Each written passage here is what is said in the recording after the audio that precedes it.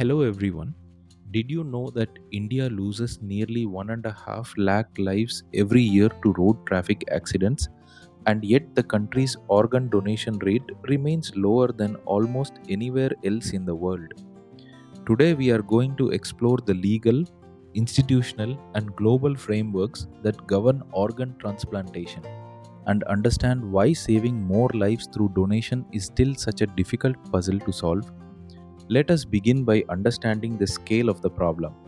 India records approximately 150,000 deaths annually due to road traffic accidents, and a vast majority of these cases represent potential organ donors. Yet the reality is stark. India's organ donation rate stands at just 0.52 donors per million population, while a country like Spain achieves 48 to 49 donors per million population. This means the demand for life saving organs far exceeds the supply, forcing structural interventions. This gap defines the dual mandate of the Transplantation of Human Organs and Tissues Act, referred to as THOTA. On one side is the clinical imperative, driven by the massive potential donor pool from road traffic deaths, an organ donation rate that remains below 1 per million population, and the goal of promoting deceased organ donation to reduce reliance on living donors. On the other side is the ethical safeguard, which recognizes the inherent risk of commercial trading, organ trafficking, and exploitation.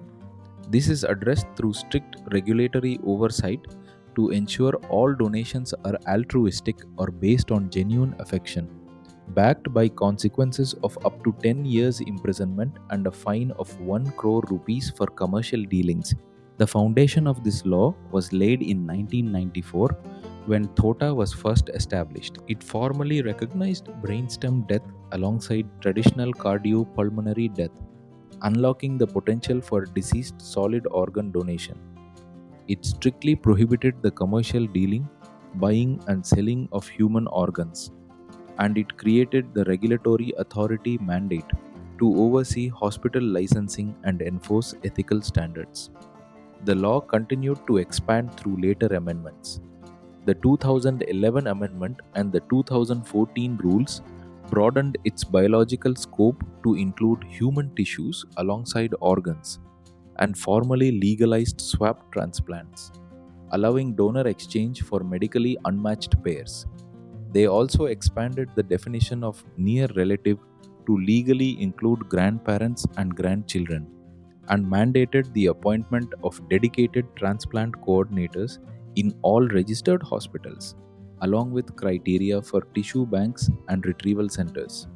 More recently, the 2023 guidelines and 2025 amendment rules removed several systemic barriers.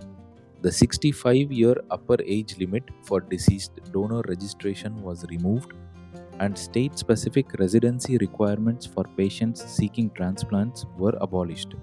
In 2025, the mandatory and high cost clinical specular microscope requirement for corneal transplant centers was also removed, easing infrastructure hurdles and significantly boosting eye donation and surgery access in rural and semi urban India.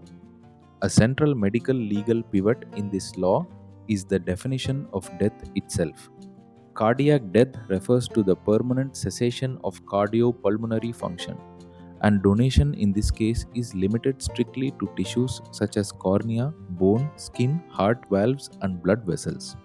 Brainstem death, on the other hand, refers to the complete and irreversible loss of brainstem function, legally recognized in India since 1994. In this case, the donation scope extends to both solid organs and tissues, yielding up to 37 distinct organs and tissues, including kidneys, heart, liver, lungs, pancreas, and intestine, while the patient breathes via ventilator support to maintain organ viability. The law also lays out a clear decision maker's matrix for deceased donation. For a pre registered donor who explicitly authorized donation before death, the person lawfully in possession of the body grants access and the hospital proceeds with documentation. For an unregistered donor, where there is no prior registration, but no known objection, the lawful possessor grants access unless any near relative explicitly objects. For minors under 18, in the case of brainstem death, either parent holds the absolute legal authority to authorize removal. For unclaimed bodies or medico legal cases where the body remains unclaimed for 48 hours or more or requires a post mortem, authority lies with hospital or prison management or the competent authority conducting the post mortem. For living donation, the hierarchy of decision makers is similarly structured. For near relatives, defined as spouse, parents, children, siblings, grandparents, and grandchildren, approval comes from the registered medical practitioner or hospital in charge, with a requirement to verify genetic relationship through DNA or HLA testing and legal identification. For unrelated and swap donations made out of affection or attachment, or between biologically incompatible near relative pairs, mandatory approval is required from the authorization committee, along with proof of genuine altruism and ruling out commercial exchange. For foreign nationals, where the donor, recipient, or both are non citizens, an escalated authorization committee evaluation is required, along with certification by a senior embassy official and the strict rule that an Indian national cannot donate to a foreign national unless they are near relatives. Behind all of this lies the National Organ Donation Network, a structural blueprint led by the Directorate General of Health Services. Below it sits the National Organ and Tissue Transplant Organization, known as NOTTO, based in New Delhi. Under NOTTO are 5 regional organ and tissue transplant organizations located in Chennai, Mumbai, Kolkata, Chandigarh, and Guwahati. Beneath these are 12 sanctioned state organ and tissue transplant organizations nationwide, each connected to tissue banks, retrieval centers, and transplant hospitals. THOTA decentralizes power across 3 distinct governing bodies to ensure hospital licensing, ethical oversight, and clinical certification remain strictly independent of one another. The first is the appropriate authority, acting as the regulator. The second is the authorization committee, acting as the gatekeeper. The third is the board of medical experts, acting as the clinical authority. The appropriate authority, as the regulator, performs 3 key functions. It handles licensing, granting, renewing, and suspending registrations for hospitals and tissue banks. It handles enforcement, ensuring clinical and operational standards are maintained across all transplant centers. And it holds civil court powers equivalent to those under the Code of Civil Procedure of 1908, empowering it to issue search warrants, demand discovery of documents, and summon individuals suspected of unauthorized procurement or organ trafficking. For all unrelated living donations, the Authorization Committee serves as the primary barrier against exploitation and commercial dealing. Its process involves 4 stages. First, documentary linkage, evaluating proof of shared life, old photographs, and historical connection. Second, financial scrutiny, probing the vocation and financial status of both parties for the previous 3 years to detect hidden incentives. Third, the interview, involving mandatory video recorded interviews with the donor, recipient, and next of kin to verify the absence of coercion.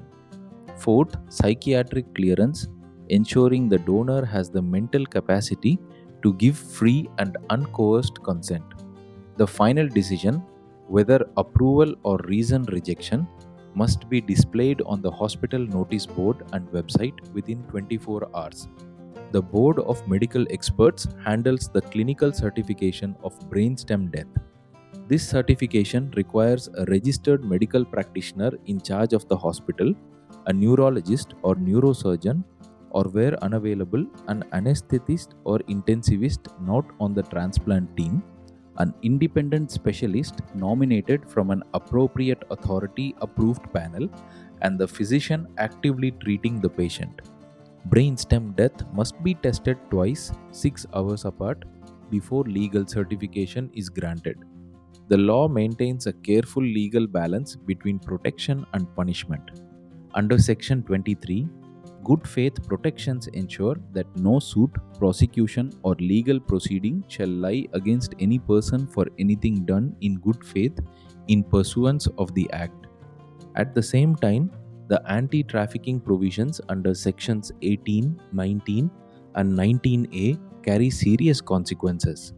Unauthorized removal of organs carries up to 10 years imprisonment and a fine of up to 20 lakh rupees.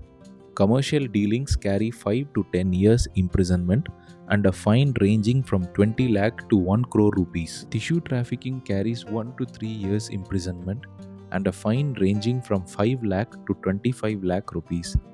Despite all these strong laws, a national network and a redefined understanding of death, India's donation rate remains below 1 per million population. This is what we call the human bottleneck. The law provides the framework, but it does not generate organs. At the critical moment of a loved one's death, grief, lack of awareness, and distrust often halt the process.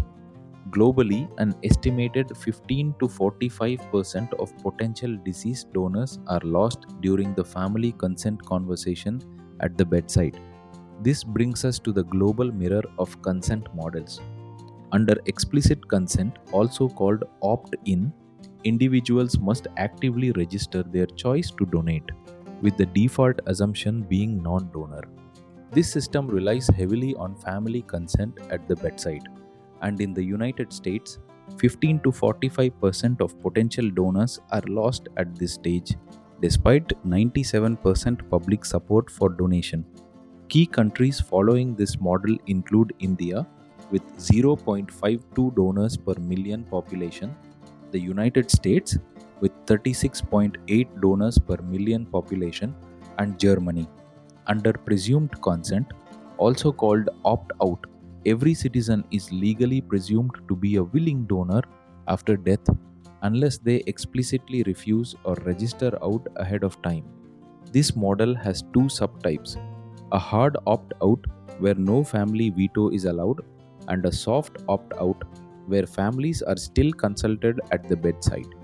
Key countries following this model include Spain, with around 49 donors per million population, Wales, and Austria. It is important to dispel a common myth about presumed consent.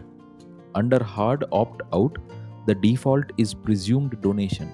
Families are bypassed entirely, and organs are retrieved without family consent if the deceased did not officially opt out, a system that has been associated with intense public outrage and diminished trust. Under soft opt out, the default is also presumed donation, but families are actively consulted at the bedside and hold a strict veto power to halt the extraction if they object, which generates higher acceptance and facilitates crucial grief counseling. Looking at this as a consent matrix of hard versus soft enforcement, most explicit consent systems, including India and the United States, actually operate in the soft tier, requiring explicit sign up but still allowing family consultation and veto. Similarly, most presumed consent systems, including Spain and Wales, also operate in the soft tier, where the family is approached to authorize or veto the default status. The key takeaway is that almost all successful global models operate in the soft tier, meaning bedside conversations with grieving families remain the critical bottleneck everywhere, regardless of the legal default. Empirical data from the Organization for Economic Cooperation and Development, referred to as OECD, reveals what is called the offset effect. Opt-out systems yield higher deceased donor rates, around 20.3 donors per million population, compared to 15.4 for opt-in systems. However, opt-in systems compensate with significantly higher living donor rates at 15.7 per million population compared to 4.8 for opt-out systems. As a result, the total transplants average out to be nearly identical, around 63.6 per million population for opt-out systems and 61.7 per million population for opt-in systems. This shows that the legal default alone does not define the total transplant volume. So, what truly drives a high donation ecosystem? It rests on three pillars working together. The first is the human element, highly sensitized intensive care unit staff and dedicated bedside transplant coordinators who guide grieving families with compassion. The second is the system element, transparent waitlist registries through NOTTO, equitable allocation, and rigorous hospital auditing. The third is the legal element, adaptable and fiercely enforced laws like THOTA that protect genuine medical workers while annihilating black market exploitation. Hope you have understood about the architecture of ethics, tracing the legal, institutional, and global frameworks governing organ transplantation. If you found this video useful, please watch and share with your friends and colleagues. Thank you.